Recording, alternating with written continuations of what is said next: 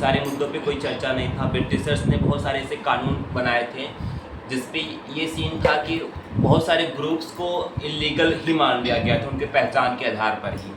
2009 में पहली बार Delhi high court ने आईपीसी सेक्शन 377 को पार्शियली उसको मतलब अनकॉन्स्टिट्यूशनल बताया था, जहाँ पर ये बोला गया था कि जो दो होमोसेक्सुअल्स अगर अपनी मर्जी से अगर वो 18+ हैं सेक्सुअल रिलेशन बनाते हैं तो उसे मतलब इलीगल से लीगल की श्रेणी में डाल दिया गया था। इस पर एक बहुत सुंदर अलीगढ़ मूवी है मनोज वाजपेयी जी की, जिसमें ये बताता है कि 2009 में तो दिल्ली हाई कोर्ट ने ऐसा किया, 2013 में फिर सुप्रीम कोर्ट ने उस फैसले को पलट दिया और फिर से उसको क्रिमिनलाइज कर दिया। फिर 2014 में नालसा जजमेंट आता है जहाँ पर मेल और फीमेल के अलावा भी एक थर्ड जेंडर के रूप में रिकॉग्नाइज किया गया था। और नालसा जजमेंट में ये था कि कोई अपने हिसाब से जो आइडेंटिफाई कर रहा है उसे वैलिड किया जाए। फिर 2014 में ही त्रिची शिवा एक एमपी हैं डीएमके के, इन्होंने बहुत अच्छा बिल लेकर के आया था जो कि राज्यसभा से पास हुआ था, हालांकि लोकसभा से नहीं हुआ था। 2016 में गवर्नमेंट लेकर के आती है बिल जो कि था मेडिकल बोर्ड से जांचा जाएगा कि कौन मेल है मतलब कौन ट्रांसजेंडर है, तो उसका काफ़ी विरोध हुआ था। फिर 2018 में सुप्रीम कोर्ट का फिर फैसला आता है 377 को हटाने के लिए, डिक्रिमिनलाइज करने के लिए, जो कि ये था कि दो होमोसेक्सुअल अगर किसी मतलब पब्लिक प्लेस पे नहीं प्राइवेट प्लेस पे अगर अपना रिलेशन बनाते हैं तो वो इलीगल नहीं रहेगा। 2019 में फिर गवर्नमेंट एक ट्रांसजेंडर बिल लेकर के आती है, एक्ट बन जाता है, उसमें बहुत सारी कमियां थी, उसका विरोध हो ही रहा था कि 2026 में गवर्नमेंट फिर अब ऐसा बिल इंट्रोड्यूस की है लोकसभा में जो उसको देख करके लग रहा है कि 2019 का जो एक्ट था जो बहुत बेकार था, उसकी बहुत कमियां थी, अब लग रहा है कि वो एक्ट इससे ज़्यादा अच्छा था। सोचिए जो खराब एक्ट हमें अब अच्छा लगने लगा है, तो 2026 के बिल में क्या क्या कमियां होंगी। और इसको लेकर के हमने देखा भी है लोकसभा में, राज्यसभा में और बहुत सारे विधानसभाओं में किस प्रकार से उल्टी सीधी बातें हमारे माननीय लॉ मेकर्स के द्वारा की जाती हैं। तो मैं चित्रजीत सर के से चाहूँगा कि इस विषय में थोड़ा सा ऐसा बताएं कि बाकी लोगों को भी समझ में आए। तो 13 मार्च को social justice and empowerment minister ने इस बिल को टेबल किया है जो 2019 का एक्ट है उसको ये अमेंड करेगा। अमेंडमेंट की ज़रूरत क्यों पड़ी है ये अभी तक किसी को पता नहीं है, बस ये पता है कि सुप्रीम कोर्ट में सरकार ने कहा था कि हम लोग अमेंडमेंट लाने वाले हैं। जब भी अमेंडमेंट आता है किसी लॉ का तो ये कोशिश की जाती है कि जो लॉ है उसको बेहतर करने के लिए लाया जाए, पर जब ये अमेंडमेंट आया उसको हम लोग पढ़ते हैं तो इसमें मतलब जो पिछला कानून है उसको पूरी तरीके से मतलब नष्ट कर दिया जा रहा है।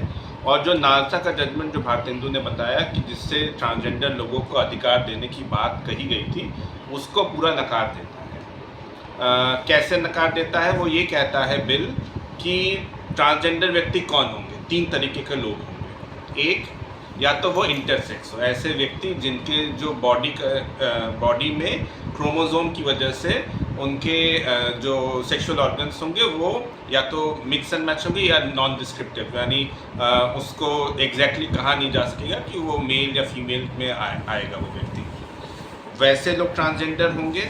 फिर दूसरा जो उन्होंने रखा है, जो लोग हिजड़ा, किन्नर, ऐसे जो सामाजिक और कल्चरल ग्रुप के हैं वो लोग होंगे।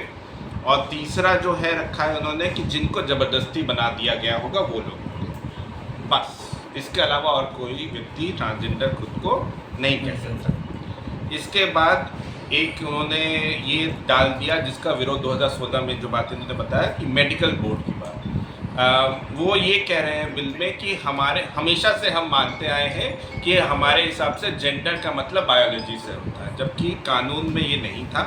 ना ही नालसा का जजमेंट ये कहता है, ना ही 2019 का ये कानून कहता है कि जेंडर का मतलब बायोलॉजी से कुछ है। इसके बाद उन्होंने क्या किया कि एक मेडिकल बोर्ड बनेगा। अगर आप ट्रांसजेंडर आईडी कार्ड बनवाने जाएंगे तो आपको मेडिकल बोर्ड के पास भेजा जाएगा और वहाँ पर टेस्ट होगा कि आप मतलब बॉडी चेक की जाएगी उस व्यक्ति की और फिर जाके उनको कार्ड दिया जाएगा। इसके बाद एक अजीबोगरीब चीज़ डाल दी गई है, वो है एब्डक्शन, मतलब किडनैपिंग का एक उसमें सेक्शन डाल दिया गया है। किडनैपिंग का ये डाल दिया गया है कि अगर किसी वयस्क व्यक्ति को या किसी नाबालिग को कोई व्यक्ति या संस्था अपने पास रखती है और उसका ऑपरेशन करवा देती है, तो उन्हें क्या कहते हैं, उनके खिलाफ 10 साल की उनको सजा दी जाएगी। अब ये गड़बड़ किस तरीके से मैं बता देता हूँ, क्योंकि देख पढ़ के सुन के लग रहा होगा अरे ठीक ही है, ज़बरदस्ती की जा रही है। पर होता क्या है ऐसे केसेस में कि जो घर पे ट्रांसजेंडर बच्चे होते हैं या इवन वयस्क होते हैं जो अडल्ट हो गए हैं 18 साल से ऊपर, और उन्हें घर पे परेशान किया जाता है, वो घर से भाग जाते हैं और उनको कोई एनजीओ या तो पनाह दे देता है या डेरे होते हैं वो लोग पनाह दे देते हैं। और अगर ये बिल पास हो जाता है और आपने ऐसे किसी को पनाह दी है तो आपको 10 साल तक की सज़ा हो सकती है। और ऐसे केसेस में क्या होता है ज़मीनी तौर पे वो भी मैं बता देता हूँ। पुलिस के पास माँ बाप FIR करवाते हैं, हाँ, कि गुमनाम हो गया है या किडनैपिंग हो गई है, और पुलिस माँ बाप की बात मानकर ही सब कुछ करता है। वो अगर आप वयस्क हैं 18 साल से ज़्यादा है फिर भी वो आपका स्टेटमेंट नहीं लेता है। ये तक मतलब देखा गया है कि इवन जब लड़कियां अगर घर से भाग जाती हैं और 18 साल से ज़्यादा की है, इवन उनका स्टेटमेंट ना ले जाके और लड़की को पकड़ के ले आके फैमिली को दे दिया जाता है। तो ये मतलब पूरी पॉसिबिलिटी है कि ऐसे कानून का सिर्फ मिसयूज होगा। ऐसे कानून में जो ट्रांस मैन है, मतलब जिनका जन्म एक महिला के शरीर में हुआ पर वो अपने आप को पुरुष मानते हैं, वो खुद को ट्रांसजेंडर नहीं कह पाएंगे। और जो 2019 का बिल था उसमें जो अन्य जेंडर के लोग हैं जिनको इंक्लूड किया गया था वो भी अपने आप को ट्रांसजेंडर नहीं कह पाएंगे।